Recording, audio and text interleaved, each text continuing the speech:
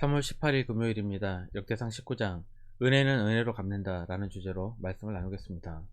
먼저 기도로 시작하신 후 성경을 1, 3 읽기 바랍니다. 꾸준한 영성을 내는 당신의 인생을 변화시킵니다. 말씀 다 묵상하셨습니까? 첫 번째, 은혜는 은혜로 갚는다. 2절입니다. 다윗이 이르되 한눈의 아버지 나하스가 전에 내게 호의를 베풀었으니 이제 내가 그의 아들 한눈에게 호의를 베풀리라 하고 사절들을 보내서 그의 아버지 죽음을 문상하게 하니라. 다윗의 신하들이 암몬 자손의 땅에 이르러 한눈에게 나아가 문상하매 다윗은 이스라엘 땅에 정의와 공의를 실현하면서 하나님 나라를 세워가려고 했습니다. 그래서 자신을 죽이려고 했던 사울왕 형손들에게도 호의를 베풀었습니다. 더 나아가 이스라엘 왕국뿐만 아니라 주변 국가에도 하나님의 은총을 베풀려고 했습니다. 다윗은 과거 암몬왕 나하스로부터 호의를 받았습니다. 나하스로부터 받은 호의가 무엇인지는 기록하고 있지 않지만 아마도 두 가지 정도 추측해 볼 수 있을 것입니다.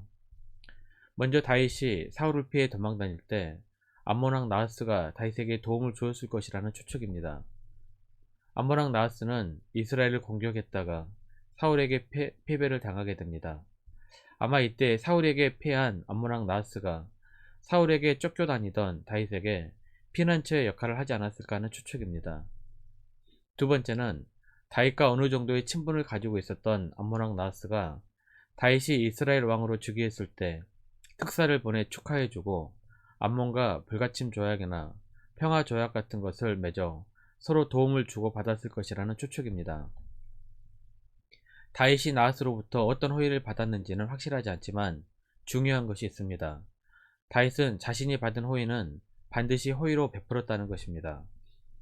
은혜를 잊고도 갚을 줄 모르면 배은망덕하다고 합니다. 하나님을 믿는 사람은 최소한 받은 은혜에 대해 다른 누군가에게라도 돌려줘야 합니다. 다윗은 은총을 흘러보내는 것을 실천하고 살았던 사람이었습니다. 다윗은 은혜를 알았고 의리가 있었던 인물입니다. 그래서 다윗의 나라는 이렇게 흥했던 것입니다. 다윗은 나하스로부터 받았던 호의를 그 아들에게 베풀기 위해 사절단을 보내 조문도 하고 전에 세웠던 불가침 조약이나 평화 조약을 지속하려고 했던 것 같습니다. 그런데 나하스의 아들 한운 왕은 매우 경솔했습니다. 3절입니다. 암몬 자손의 방백들이 한운에게 말하되 왕은 다윗이 조문사절을 보낸 것이 왕의 부친을 종용함인 줄로 여기시나이까. 그의 신하들이 왕에게 나온 것이 이 땅을 엿보고 정탐하여 전복시키고자 함이 아니니까 하는지라.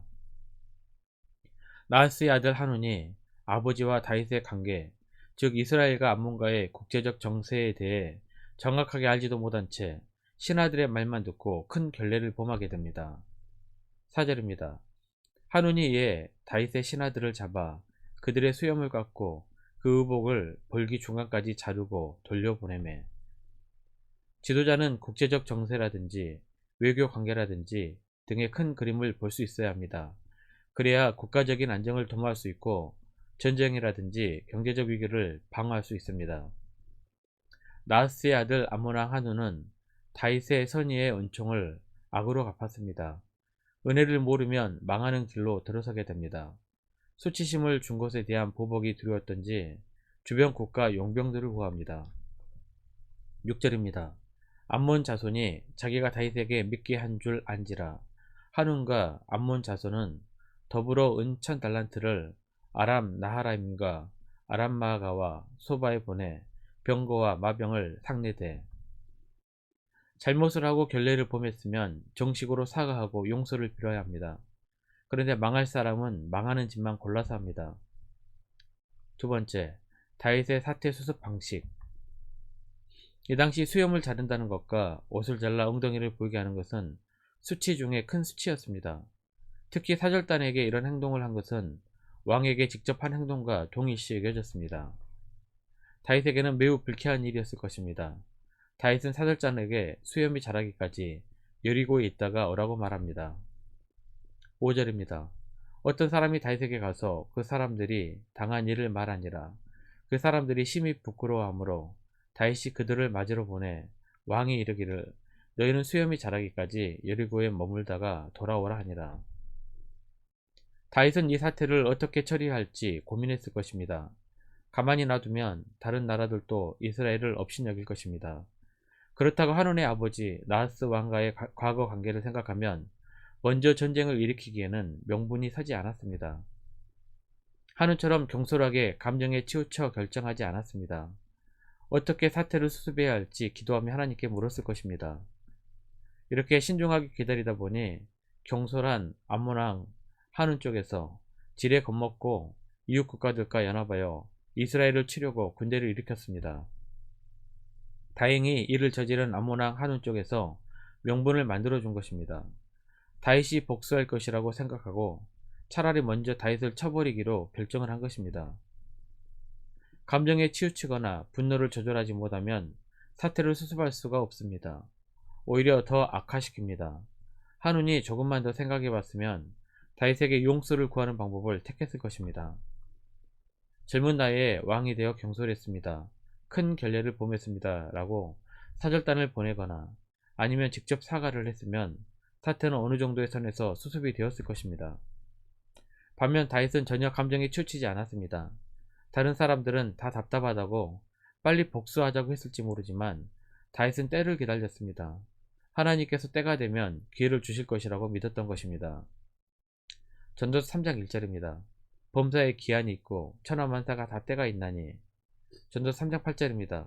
사랑할 때가 있고 미워할 때가 있으며 전쟁할 때가 있고 평화할 때가 있느니라. 마침내 때가 왔을 때 명분이 있는 전쟁을 합니다.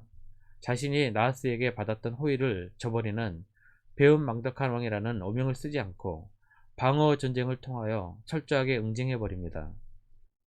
19절입니다. 하다레셀의 부하들이 자기가 이스라엘 앞에서 패하였음을 보고 다윗과 더불어 화친하여 섬기고 그 후로는 아람 사람이 암몬 자손 돕기를 원하지 아니하였더라.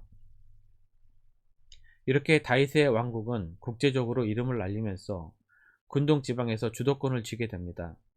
다윗이 하나님께서 주실 때를 기다리며 준비했기 때문에 가능한 일이었습니다. 말씀 요약합니다.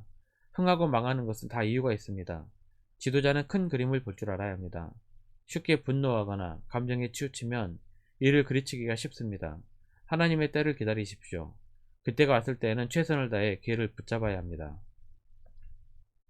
1년 성경 읽독 주간 계획입니다. 오늘 금요일 사무엘상 15장에 17장까지 말씀 천천히 묵상하십시오. 3월 중보기도 제목입니다. 5가지 기도 제목으로 충분히 기도하시고 교회와 개인 기도의 시간을 가지시기 바랍니다. 가정에서 기도하시기 힘드신 분들은 교회 나오셔서 주중 기도의 시간을 이용하시면 됩니다. 주중 기도의 시간 새벽 6시부터 밤 10시까지입니다. 하루 30분 최선을 다하시기 바랍니다. 그럼 여러분의 삶이 변화될 것입니다. 영상을 다 보신 분들 확인 문자를 보내시거나 유튜브에 댓글로 달아주시면 정기적인 영성 훈련에 도움이 될 것입니다. 올 하루도 승리하시기를 기도합니다.